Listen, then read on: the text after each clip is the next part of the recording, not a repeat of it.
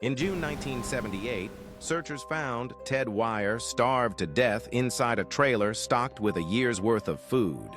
The propane heater beside him worked perfectly. He never turned it on. There were matches, books to burn, a locker of dehydrated meals that could have kept 5 men alive for a year. Ted had been in that trailer for as long as 13 weeks, long enough to grow a full beard, long enough to lose almost 100 pounds, slowly dying in a room full of everything he needed to survive. And here's the detail that still keeps investigators up at night. Ted's shoes were gone. But sitting inside that trailer was a pair of shoes belonging to someone else, someone whose body has never been found. This is the case detectives called bizarre as hell. 5 men, 1 night, one wrong turn that made no sense at all. And by the end of this story, you're going to understand why nothing about the Yuba County Five has ever been explained. February 24th, 1978, Yuba City, California. Ted Weiher, 32, Jack Madruga, 30, Bill Sterling, 29, Jackie Hewitt, 24, and Gary Mathias, 25. 5 friends, inseparable. 4 of them had mild intellectual disabilities.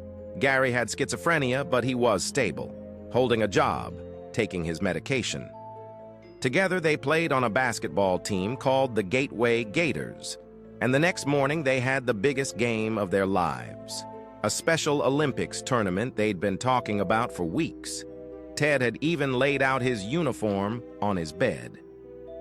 That night, they drove Jack's turquoise 1969 Mercury Montego 50 miles north to Chico to watch a college basketball game.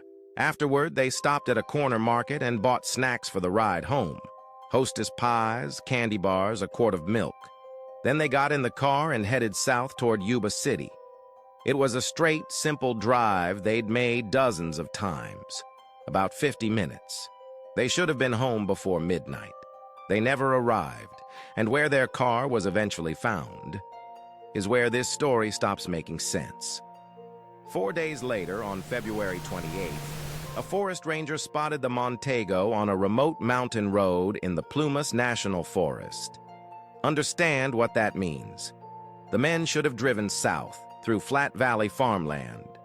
Instead, the car was found 70 miles in the opposite direction, high in the Sierra Nevada, at over 4,000 feet of elevation, on a narrow, snow-covered road leading to nowhere.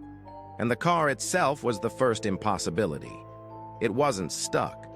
It was lightly lodged in a snowbank. A few men could have pushed it free in minutes. The gas tank had a quarter tank left. When investigators turned the key, the engine started immediately. There was no damage to the undercarriage, which stunned police, because Jack Madruga babied that car.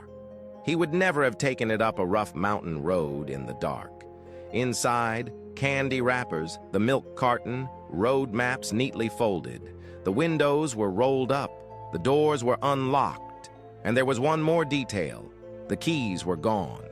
5 men had simply stepped out of a working car into a freezing night in the middle of a wilderness and walked into the snow.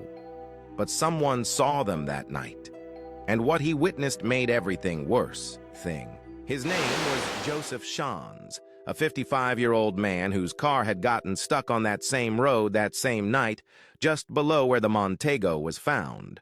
While trying to dig himself out in the sub-freezing dark, Shans suffered a heart attack. Unable to move, he crawled back into his car. And that's when he saw headlights coming up the mountain behind him. He heard voices, whistling. He saw what looked like a group of people moving around a car, and he swore one of them was a woman holding a baby.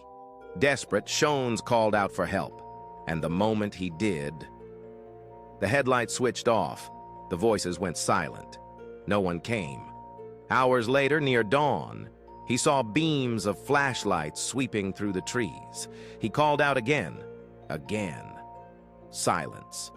Shans eventually staggered 8 miles down the mountain and survived, but his account left investigators with a chilling question. Healthy young men don't ignore a dying man screaming in the dark. Unless they were terrified of something, unless they were hiding or unless someone else was on that mountain with them. For months, that was all anyone knew. Then the snow began to melt.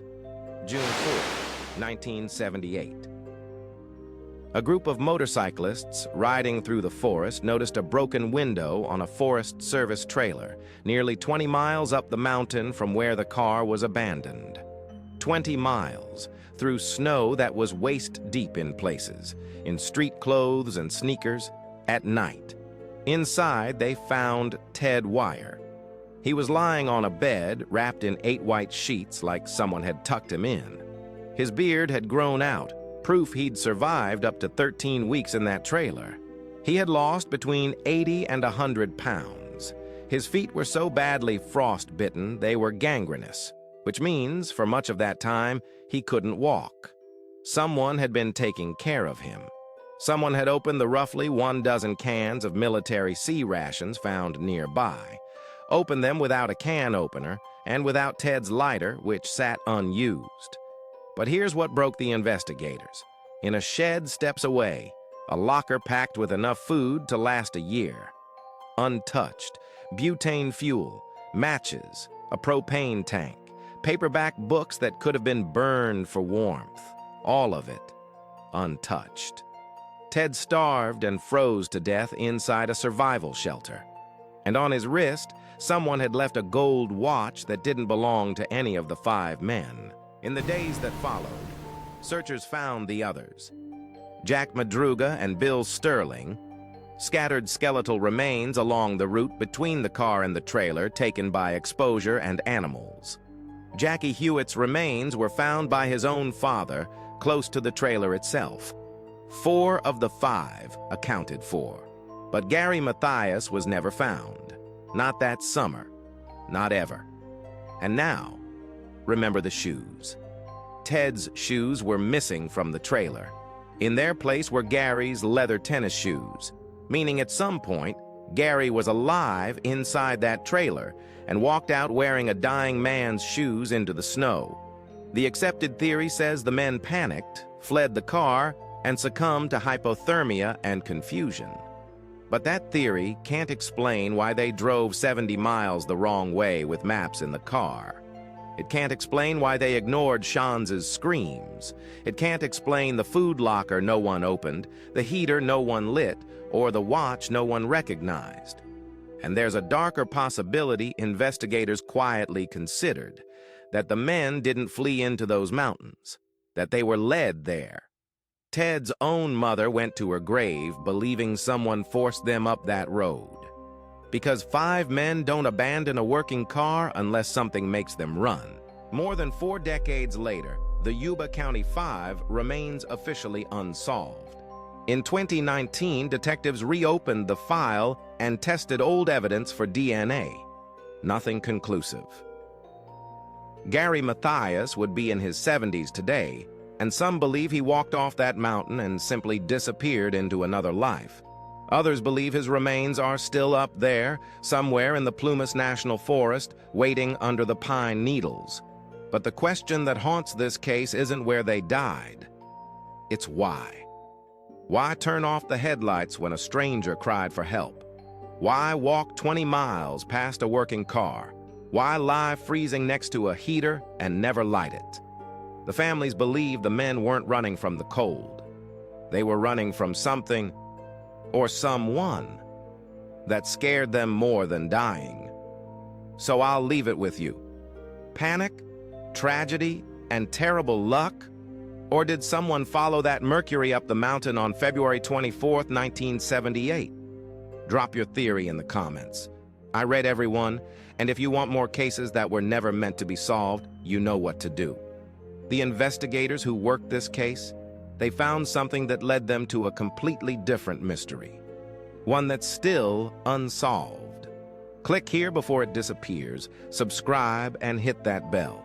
A new mystery drops every single day.